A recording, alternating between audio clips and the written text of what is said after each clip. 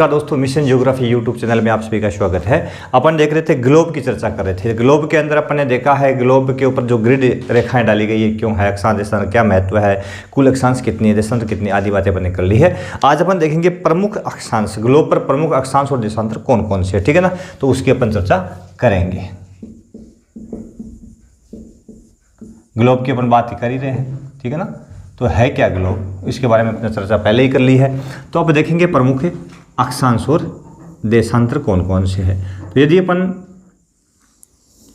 इसको यदि ग्लोब मान लें तो इसके बीचों बीच जो रेखा 0 डिग्री अक्षांश है उसको अपने क्या कहा है, भूमध्य रेखा। ये कौन सी रेखा है, 0 डिग्री भूमध्य रेखा। इसको 0 डिग्री अक्षांश नाम दिया गया है। तो महत्वपूर्ण अक्षांश है 0 डिग्री अक्षांश अर्थात भूमध्य रेखा, ठीक है। दूसरा नाम विषुवत रेखा। महत्वपूर्ण इसलिए है क्योंकि ये पृथ्वी को लगभग 2 भागों में बांटती है, ठीक है ना। तो ये संपूर्ण जो पृथ्वी है 2 भागों में उसको बांटती है, पृथ्वी को 2 भागों में बांटती है। उत्तरी भाग जो है, ये वाला भाग है, उसको बोलते हैं उत्तरी गोलार्ध। गोलार्ध अर्थात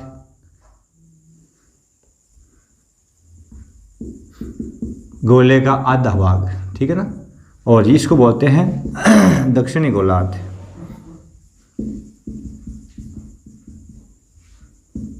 ठीक है, गोले का आधा भाग, ठीक है ना। तो ये 0 डिग्री जो अक्षांश है ये इसको 2 भागों में बांटता है संपूर्ण पृथ्वी को। ये महत्वपूर्ण अक्षांश है, ठीक है। और इस पर मुख्य रूप से देखें अपन तो भूमध्य रेखा पर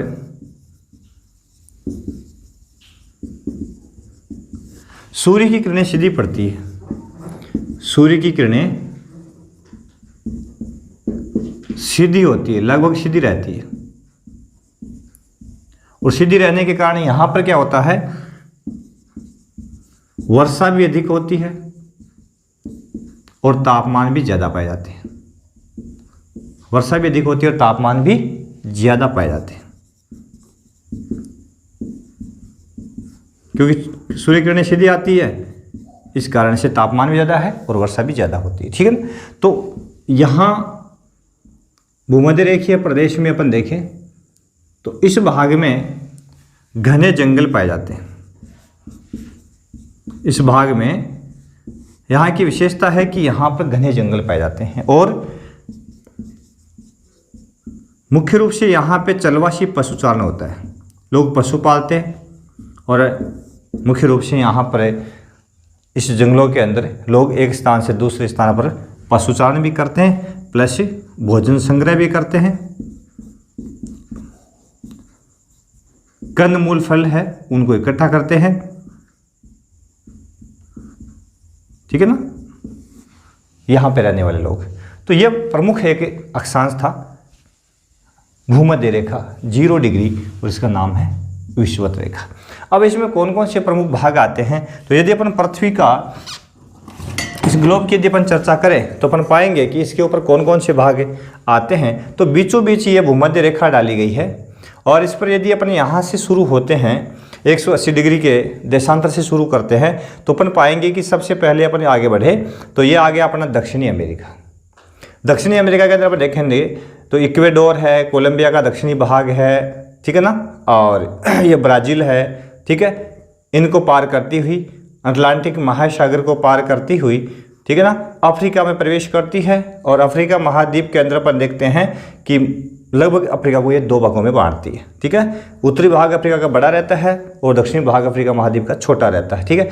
और इसमें यदि अपन देखें तो कई देश है, जैसे यहाँ कांगो आ गया, जायर आ गया, रवांडा आ गया, केन्या आ गया, ठीक है ना, इक्वेडोर आ गया। तो इनको ये 2 भागों में बांटने का काम करती है। फिर आगे चलते हैं अपन तो यह हिंद महासागर, तो भारत के सुदूर दक्षिण से होकर के ये गुजरती है, ठीक है ना, 0 डिग्री, क्योंकि यहाँ से भारत है वो 8 डिग्री 4 मिनट उत्तर से स्टार्ट होता है अपने भारत का अक्षांशीय विस्तार है। और जो दक्षिणी छोर है भारत का 6 डिग्री 45 मिनट उत्तरी अक्षांश से शुरू होता है। इंदिरा पॉइंट था जो कि 2004 की सुनामी में नष्ट हो चुका था।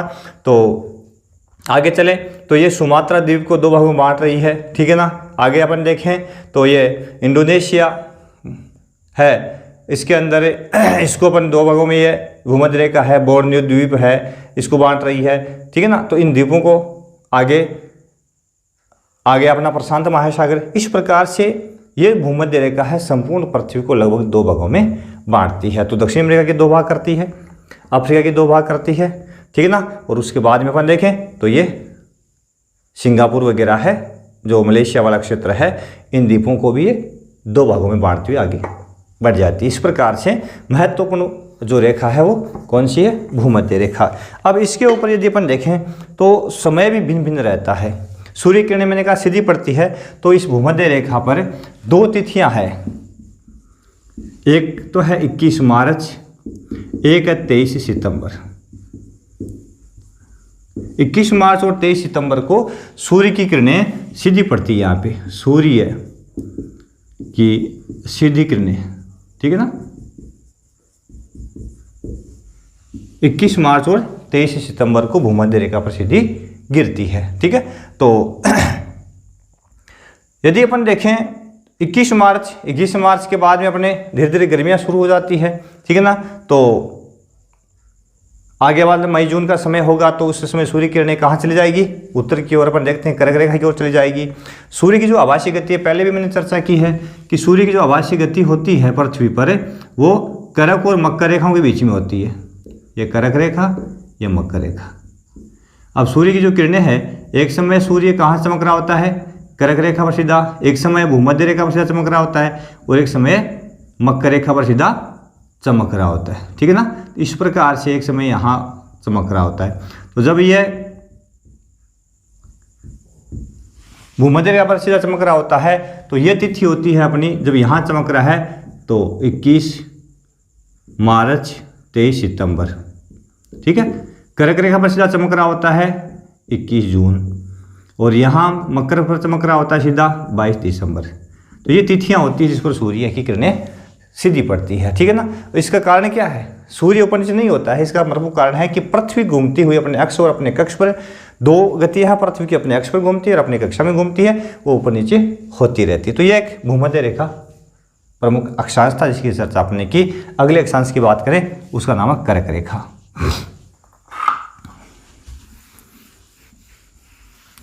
अगला अक्षांश है कर्क रेखा।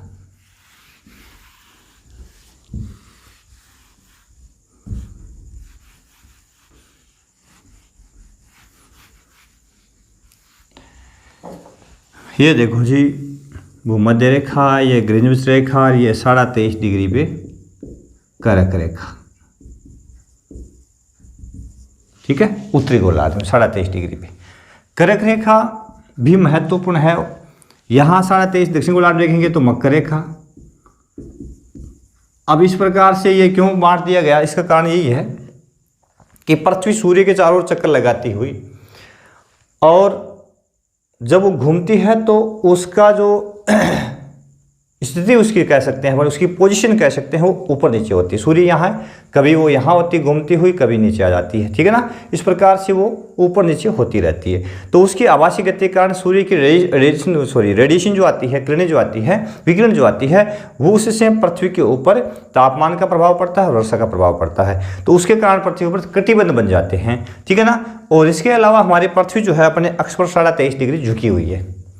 23.5 डिग्री अपने अक्ष पर झुकी हुई है। झुकी हुई होने का मतलब है कि पृथ्वी जो घूर्णन करती है तो उसके 2 केंद्र बनते हैं यहाँ पे, ठीक है। ये देखिए, पृथ्वी इस प्रकार से घूर्णन करती है, पश्चिम से पूर्व की ओर यह भ्रमण करती है, तो इसके 2 केंद्र बन रहे हैं, ठीक है ना। तो पश्चिम से पूर्व यूं भ्रमण करती है।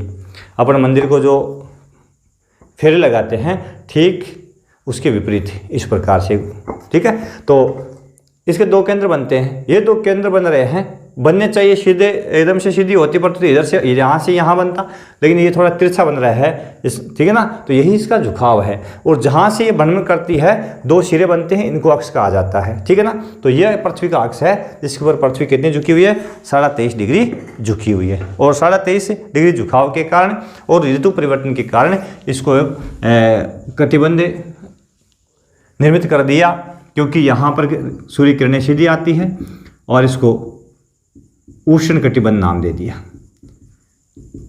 ठीक है ना, कर्क और मकर रेखाओं के बीच के भाग को, ठीक है। तो यह है कर्क रेखा। कर्क रेखा की क्या विशेषता है,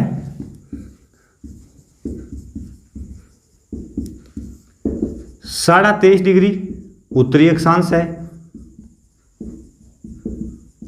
महत्वपूर्ण बात तो है 23.5 डिग्री उत्तरी अक्षांश है, ठीक है। और इस तक कर्क रेखा तक उष्ण कटिबंध है।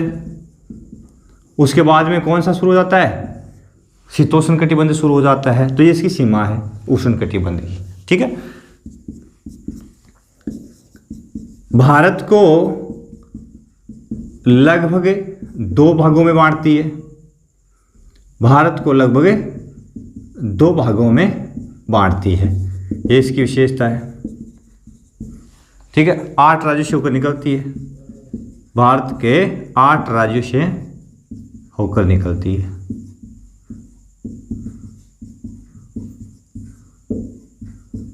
ठीक है ना। तो इसको भारत को ये लगभग 2 भागों में बांटती है, ठीक है।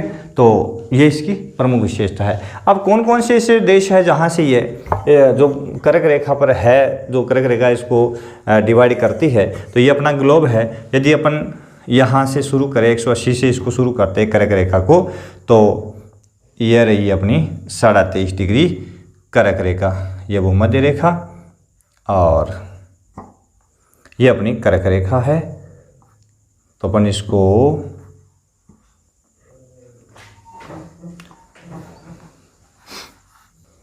तो यह कर्क रेखा है। अब अपन यहाँ देखिए, सबसे पहले प्रशांत महासागर से अपन शुरू होते हैं। तो सबसे पहले अमेरिका की ओर से अपन प्रवेश करें तो मेक्सिको जो देश है उसको ये 2 भागों में बांटती है। आगे बढ़े तो मेक्सिको की खाड़ी से होकर के गुजरती है।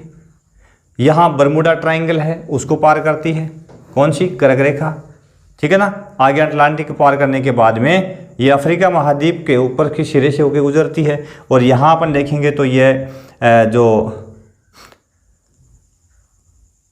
मोरिटानिया है, प्लस वेस्टर्न सहारा है, रेगिस्तानी प्रदेश है, अल्जीरिया है, माली है, ठीक है, लीबिया है ना। इसके अलावा इजिप्ट है, ये प्रमुख क्षेत्र है। तो इन क्षेत्रों से होकर ये लाल सागर है, इन क्षेत्रों से होकर ये आगे बढ़ती है। लाल सागर को 2 भाग में बांटती है। फिर सऊदी अरब है, ठीक है ना, इसको भी ये बांटती हुई आगे बढ़ती है। फिर आगे अपना भारत है, तो भारत को भी ये 2 टुकड़ों में बांट रही है।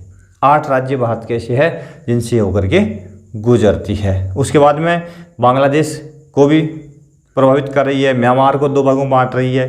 फिर चीन का दक्षिणी हिस्सा जो है उसको 2 भागों में बांट रही है, चीन के दक्षिणी सीमा से होकर के गुजरती है। फिर वापस प्रशांत महासागर आ गया अपना। इस प्रकार से कर्क रेखा जो है मुख्य रूप से वो अफ्रीका जो महाद्वीप है उसके उत्तरी सिरे से गुजरती है, मेक्सिको को 2 भागों में बांटती है, भारत को 2 भागों में बांटती है, बांग्लादेश के दक्षिण छोर से निकलती है, चीन के दक्षिण छोर से निकलती है। तो इन प्रमुख क्षेत्रों से होकर के ये आगे बढ़ती है। कौन सी रेखा, कर्क रेखा की अपन बात कर रहे हैं, ठीक है ना। तो यह बड़ी महत्वपूर्ण है। अगली रेखा है दक्षिण गोलार्ध में, जिसको अपन कहा है 23.5 डिग्री जो है उसको कहते हैं मकर रेखा, ठीक है।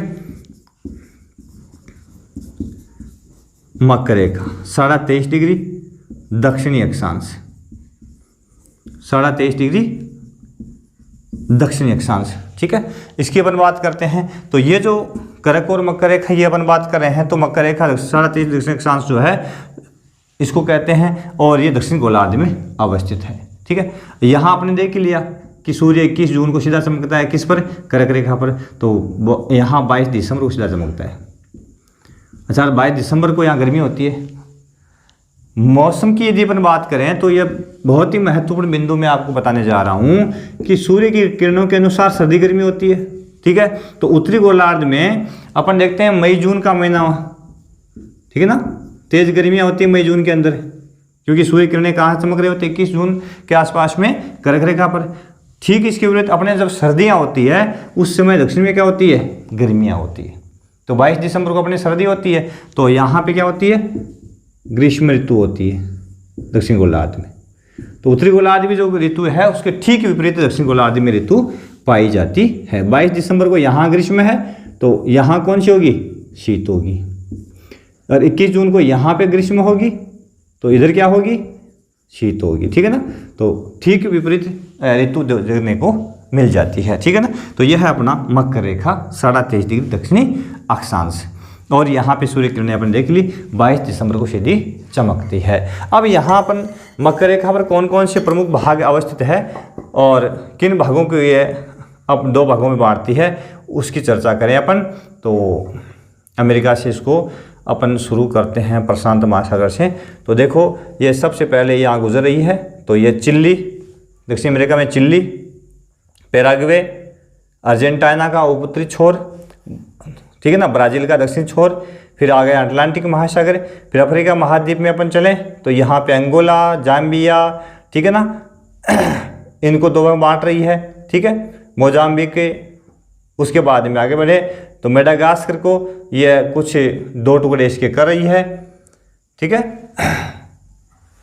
मिस हो गया, लाइन मिस हो गया, 1 मिनट वापस लाइन पे आते हैं। हाँ, तो ये आ गया अपना, हाँ, नामीबिया, ठीक है ना, अफ्रीका में अपन आए तो नामीबिया, बोत्सवाना, ठीक है ना, मोजाम्बिक, इनको 2 भाग में बांटती है। फिर आ गया अपना मेडागास्कर, तो मेडागास्कर द्वीप को ये 2 भाग में बांटती है, इसके दक्षिण छोर से गुजरती है। ठीक है ना, फिर आ गया ऑस्ट्रेलिया महाद्वीप, तो ऑस्ट्रेलिया की ये लगभग बीचों बीच गुजरती है, इसको भी 2 भागों में बांट रही है। कौन सी रेखा की बात करें, मकर रेखा की बात कर रहे हैं अपन। ठीक है, तो यह है अपनी मकर रेखा। उसके बाद में 2 और महत्वपूर्ण अक्षांश है, 66.5 डिग्री उत्तरीय अक्षांश, 66.5 डिग्री, इसको बोलते हैं आर्कटिक वर्त। ठीक है, और 66.5 डिग्री दक्षिण अक्षांश जो है उसको बोलते हैं अंटार्कटिक वर्त। और यहाँ क्या होता है कि 66.5 डिग्री आर्कटिक वर्त जो है, उत्तरी अक्षांश जो है, यहाँ से शीत कटिबंध शुरू हो जाता है और कर्क और आर्कटिक वर्त के बीच में यहाँ शीतोष्ण कटिबंध होता है। यानी शीत और उष्ण दोनों तरह की विशेषताएं हैं, शीतकाल की विशेषताएं हैं और ग्रीष्मकाल उष्ण कटिबंधीय विशेषताएं देखने को मिलती है। ठीक इसी प्रकार से मकर और अंटार्कटिक वर्त के बीच में शीतोष्ण कटिबंध होता है और 66.5 डिग्री से ध्रुव, दक्षिण ध्रुव तक यहाँ शीत कटिबंध होता है। यानी यहाँ सदैव शीत ऋतु रहती है और हर समय बर्फ जमी रहती है। ठीक है ना, तो इस प्रकार से प्रमुख अक्षांश है। अपन ग्लोब पर अपन किसकी बात कर रहे थे, प्रमुख अक्षांशों की बात कर रहे थे। जो ये प्रमुख अक्षांश है, ठीक है, भूमध्य रेखा, कर्क रेखा, मकर रेखा, उत्तरी आर्कटिक वर्त और दक्षिणी गोलार्ध में अंटार्कटिक वर्त। प्रमुख रूप से संपूर्ण जो पृथ्वी है ये तीनों के पांचों के पांचों जो वर्त है इसको 3 कटिबंधों में बांटते हैं, उष्ण कटिबंध, शीतोष्ण कटिबंध और उसके बाद में शीत कटिबंध। इनमें क्या विशेषता है इन कटिबंधों की, बार से अगले वीडियो में विस्तार से अपन देखेंगे। तो ये प्रमुख अक्षांश थे। अगले वीडियो में अपन प्रमुख देशांतरों की बात करेंगे। तब तक के लिए देखते रहे हमारा मिशन ज्योग्राफी यूट्यूब चैनल को लाइक करें, शेयर करें, सब्सक्राइब जरूर कर लें। बहुत बहुत धन्यवाद।